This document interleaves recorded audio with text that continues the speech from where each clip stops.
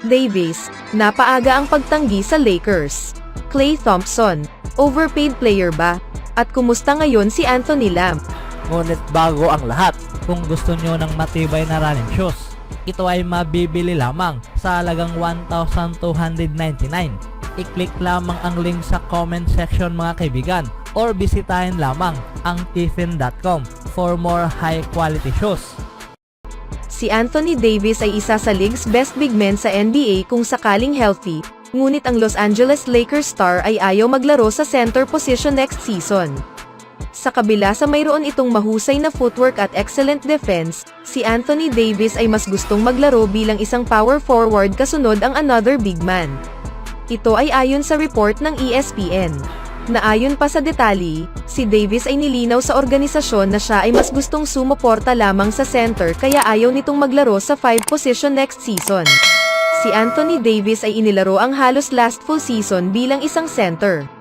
At ang kanyang numero ay nagpapakita lamang na 99% sa kanyang minuto ay nagmula dito.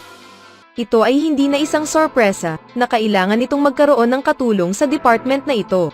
Ang Los Angeles ay binalita ang pagkuha dito kay Christian Wood noong araw ng Miyerkules, at ang kanyang sukat ay tiyak na makakatulong dito kay Davis next season. Kung sakaling mapupunan niya ang minutong iyon na ayaw gampanan ni AD, marahil ito ay bagong pagbabago sa team at opportunity para kay Wood. Ngunit, sa nangyari, marahil ang pagkuha nila dito kay Christian Wood ay hindi isang ideal para sa kanilang sitwasyon. Si Christian Wood ay isang 6'10" at quite athletic, kaya maiintindihan talaga na siya ay isang pangsentro. Gayunpaman, si Wood mismo sa kanyang sarili ay mas nais nitong maging power forward at isang bagay na mas gusto nito ang traditional big man tulad sa kagustuhan ni Davis. Kung babalikan, ang former Dallas Mavericks man ay mayroong average na umabot sa 9 rebounds per game sa loob ng 7 seasons sa liga.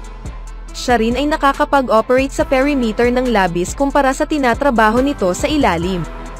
Si Anthony Davis ay ang tanging inilista lamang bilang center sa Lakers roster, kahit na matapos ang acquisition na ito. Bagaman pag-aari rin nila itong si Jackson Hayes na siyang potensyal na mapunan ang pagiging big man role. Sa kahit anumang kaso, itong si Davis at Wood ay pwede namang maging magkasabay sa loob. At ito ay mahirap isipin kung ano nga ba ang magiging itsura kung sakaling si Wood ang magiging sentro sa senaryong ito. Kung titignan rin, si Anthony Davis ay nakakapag-average ng 25.9 points, 12.5 rebounds, at mayroong 2 blocks per game noong huling season. At kasama ngayon ang mas malalim na roster sa paligid nito at kay LeBron James. Sa nakikita, ang Lakers ay marahil hindi ito kompletong babaguhin. Dahil kung sakaling siya ay nasa court, si Anthony Davis ay hindi nakaduda-dudang isa sa top 10 player sa NBA.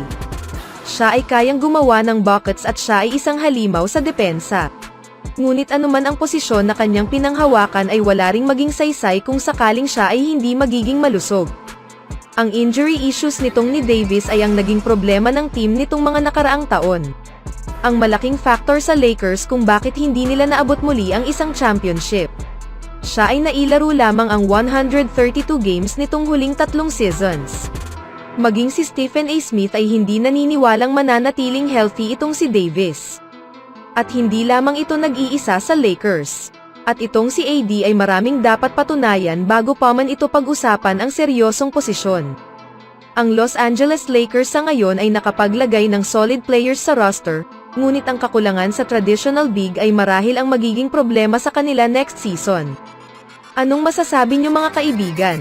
Sa kabilang banda naman, si Juan Toscano Anderson ay marahil man wala na sa Warriors roster, ngunit hindi ito nangangahulugan na wala na itong paki sa kanyang former teammate.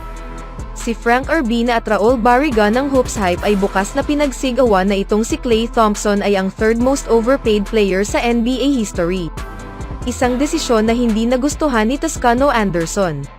Naayon pa nga sa detalye, dito'y iniligay nila sa listahan ang mga iilang mga overpaid players. Dito'y nauna si John Wall, pangalawa si Gordon Hayward, at pangatlo naman si Klay Thompson. At sumunod sina Tyson Chandler, Juwan Howard, Kevin Love, Dikembe Mutombo, Nicolas Batum, Chandler Parsons at Al Horford. Ang listahang ito ay binase ng Hoop Hype's Real Value Metric. na kung saan ito ay kombinasyon sa mga iilang factors para ma-determine ang halaga ng isang manlalaro. Ito ang mga rason kung bakit napabilang ang decorated player na tulad ni Thompson sa pangatlong listahan ayon sa kanila. Malaking dahilan dito ang kanyang back-to-back injuries. Siya ay nakuha ito sa kanyang ACL at Achilles. Ito ang kanilang pruweba sa lahat, dahil kung susuriin ang real value nitong ni Klay ay nagkakahalaga lamang ng $8.7 million. Habang siya ay inani ang $30.1 million para sa isang $21.3 million na overpay. Marahil ito ang dahilan kung bakit ang Golden State ay mas piniling hindi muna ito binigyan ng extension sa off-season na ito at hinayaan na lamang na pumasok bilang unrestricted free agent. Ang bagay na naging pangatlo sa listahan itong si Klay ay isang nakakasorpresa. Dahil ang Golden State Warriors two-way guard ay isang future first ballot Hall of Famer at isa sa purest shooter sa basketball na kailanman nakita ng lahat. Anong masasabi niyo mga kaibigan?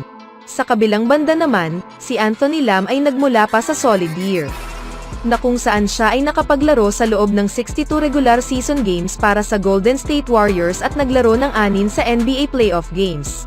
During sa regular seasons, itong si Lamb ay nakakapag-average pa nga ng 6.7 points, 3.5 rebounds at 1.5 assist per contest habang ang kanyang shooting ay umabot sa 47.1% sa field at mayroon 36.7% mula sa tres. Sa edad na 25 years old, siya ay pinatunayan na siya ay isang solid role player sa isang koponan na nagde-develop pa rin. At sa nasabi, itong si Lamb ay gayon pa rin. Nananatiling free agent at available para mag-sign sa kahit saan mang koponan sa liga. Bilang karagdagan sa solid play nitong ni Lamb sa NBA, siya rin ay naglaro ng 6 na regular season games at bit-bit ang average na umabot sa 11.7 points, 6.2 rebounds, 4 assists at mayroong 1.1 blocks per contest habang ang kanyang shooting ay umabot sa 40.9% mula sa field. Bagaman, ang former Vermont star ay naging undrafted noong 2020. Ngunit nailaro pa rin ito ang kanyang rookie campaign kasama ang Houston Rockets at kasunod naman ito ang koponan ng San Antonio Spurs bago siya sumapi sa Golden State. Dahil sa siya ay bata pa at nagmula pa sa isang taon na siya ay nakapag-put up ng productive numbers sa isang mahusay na koponan, ito ay isang sorpresang walang kumukuha ngayon kay Anthony Lamb at available pa rin dahil wala ng buwan at magsisimula na ang training camp. Siya ang isa sa pangalan na dapat subaybayan sa mga paparating na iilang linggo, dahil maraming koponan ang makakabenepisyo kung makukuha nila ang tulad nitong ni Lamb. Anong masasabi niyo sa sitwasyon ngayon, nitong ni Anthony Lamb mga kaibigan? Always do it on my own, so I gotta get through it. And the only thing I know is to love what I'm doing. Never give up, never slow, till I finally prove it. Never listen to the no's, I just wanna keep moving. Keep my head up when I act, head up that's a fact. Never looking back, I'ma keep myself on track.